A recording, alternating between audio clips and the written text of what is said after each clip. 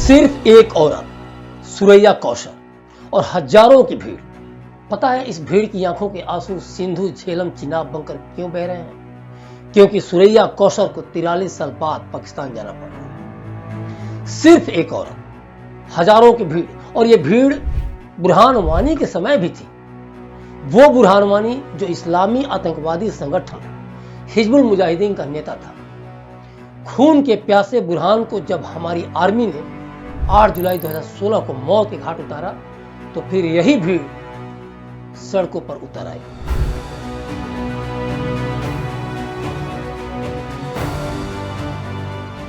क्यों? क्योंकि अपने हीरो को समर्थन देना था, विरोध प्रदर्शन करना था।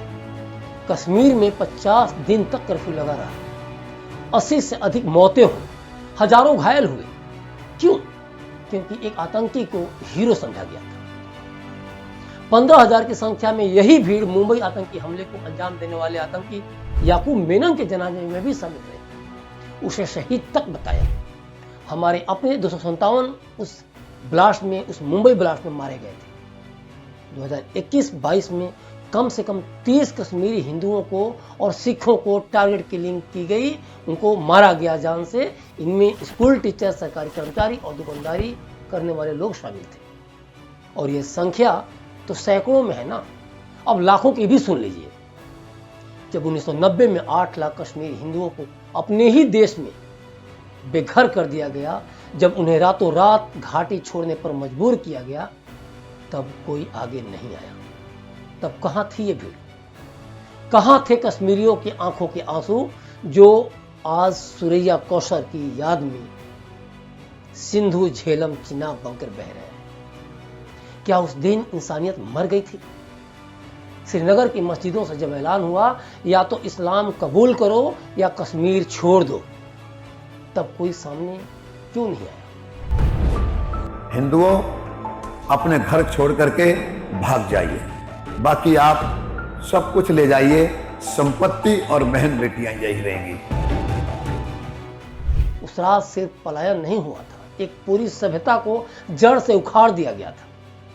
हजारों की हत्याएं हुई, महिलाओं के साथ दरिंदगी की गई, मंदिर जलाए गए, और आज 30 साल बाद भी न कोई माफी आई, न कोई न्याय मिला। और आज जब कुछ कश्मीरी हिंदू वापस लौटने की हिम्मत दिखाते हैं तो उन्हें फिर गोलियों से जवाब दिया जाता है, धमकाया जाता है, डराया जाता है। पुलवामा में 40 जवान शहीद हुए, करगिल में 500 से ज्यादा सैनिक शहीद हुए। हर साल घाटी में भारत समर्थक लोगों की टारगेट किलिंग होती है और फिर कोई विरोध नहीं, कोई मोमबत्ती नहीं। पहलगाम में हुआ हमला सिर्फ एक हमला नहीं है, बल्कि उसी डर फैलाने वाली राजनीति का हिस्सा है, जिसमें भारत के पक्ष में बोलने वालों को चुप कराने की साजिश है। जो लोग अपने घर लौटे हैं उनके लिए आज भी कश्मीर सुरक्षित नहीं है, और यही सोच, यही है कश्मीर का असल माहौल, जिसमें टूरिस्टों को अपने ही कश्मीर में धर्म पूछकर छलनी कर देते हैं पाकिस्तानी आतंकी। इन्हें देखिए, ये मोहतरमा कैसे चिल्ला रही है। इन्होंने हिंदुस्तान में जन्म लिया, सरहद पार इनको प्यार हुआ, और वो भी दुश्मन देश के किसी अब्दुल से। हम लोगों को यहाँ रोका जा रहा है, 4-4 साल के छोटे छोटे बच्चों को अकेला भेज दिया। आज तो मैं यहाँ जहर खा के मर जाऊंगी, मुझे आज किसी भी हालत में अपने घर जाना है। 1 महीने के लिए मिलने आई थी मैं तो माँ बाप से, अभी के अभी कुछ ना कुछ करे, हम तो यहीं मरेंगे। अगर मुझे नेशनलिटी नहीं मिली, मेरा कसूर है। आप लोग प्रोटोकॉल देते, 20 साल बाद नेशनलिटी मिलेगी। दिल्ली से मेरी शादी कराची में हुई है, बच्चे हैं 4 मेरे।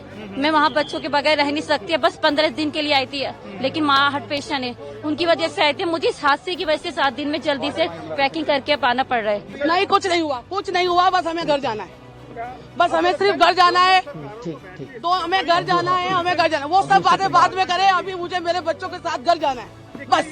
तुम यहाँ पैदा हुई, यहीं की हवा में सांस ली, यहीं की मिट्टी में खेलकर बड़ी हुई, और फिर शादी करती हो पाकिस्तानियों से। वो पाकिस्तान जो तुम्हारे वतन के खिलाफ झर उगलता रहा है, साजिशें रचता रहा है, बम गिराता रहा है और जवानों की हत्या करता रहा है। फिर भी तुमने वहीं रिश्ते जोड़े, वहीं दिल लगाया।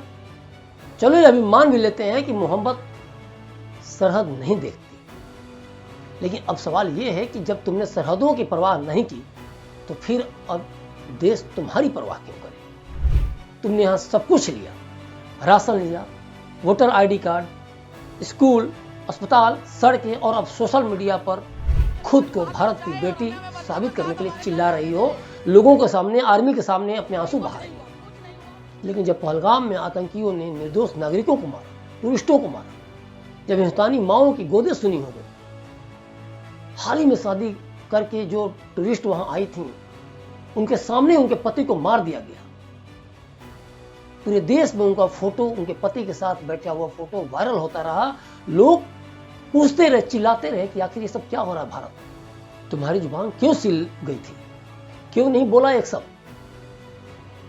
जो उसी मुल्क से आते हैं जिससे तुमने रिश्ता जोड़ा, उन आतंकियों के खिलाफ तुमने क्यों नहीं बोला? और अब जब भारत सरकार तुम्हें उसी पाकिस्तान भेज रही है तो दर्द कहां से आता है? वो पाकिस्तान तुम्हारा ससुराल है ना, फिर जाने में दिक्कत क्यों है? क्योंकि वहां बिजली नहीं है, रोजगार नहीं है, अस्पताल नहीं है। तो क्या हिंदुस्तान से इसलिए अच्छा है क्योंकि यहाँ रोटियां मिलती हैं, लेकिन यहाँ की वफादारी नहीं निभानी? सच यही है कि तुमने इस देश को जरूरत के वक्त चुना, वफादारी के वक्त छोड़ा। और आज जब देश कहता है कि जाओ, लौटो अपने असली पते पर, तो तुम अपने इमोशनल ड्रामे से इस देश की इंसानियत को फिर से बेवकूफ बना रही है। देश की धरती कोई धर्मशाला नहीं है जहां जो आए बस जाए। ये देश है, इसकी भी मर्यादा है। और अब वक्त है कि वो महिलाएं जो दुश्मन देश पाकिस्तान से रिश्तों में खुद को जोड़ चुकी हैं, उन्हें भी तय करना होगा कि कौन सा झंडा उनकी पहचान है, और ऐसे लोगों को वहीं खदेड़ना होगा जहां उनका दिल लगता है।